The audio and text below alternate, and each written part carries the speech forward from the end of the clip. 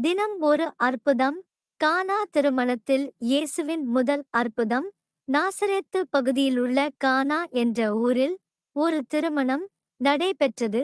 அந்த விழாவில் இயேசு, அவருடைய தாய் மரியாள் மற்றும் அவரது சீடர்கள் கலந்து கொண்டனர். திருமணத்தில் விருந்தினர்களுக்காக ஏற்பாடு செய்யப்பட்ட திராட்சை நீர், வைன் விரைவாக தீர்ந்துவிட்டது. இது விருந்தாளர்களின் முகத்தில் அவமானத்தை ஏற்படுத்தக்கூடியது. இதனை அறிந்த மரியாள் தன் மகன் இயேசுவிடம் சென்று, திராட்சை நீர் முடிந்து விட்டது என்று சொன்னாள். அதற்கு இயேசு, என்னால் இப்போது எதுவும் செய்ய இயலாது என்றார். இருப்பினும் மரியாள் அதிருப்தியடையாமல் திருமணத்தில் வேலை செய்யும் வேலைக்காரர்களிடம் அவரது சொல்லை பின்பற்றுங்கள் என்று கூறினாள்.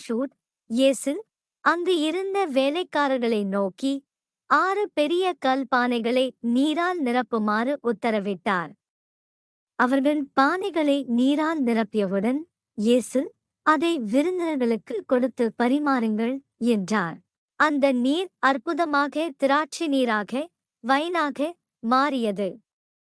விருந்தினர்கள் இவ்வளவு நல்ல தரமான திராட்சை நீரை விழாவின் தொடக்கத்தில் ஏன் பரிமாறவில்லை என்று ஆச்சரியப்பட்டனர். இதற்குப் பிறகு இயேசுவின் அற்புதங்களை அறியத் தொடங்கினர். பொருள்: இந்த சம்பவம் இயேசுவின் முதல் அற்புதமாக கருதப்படுகிறது.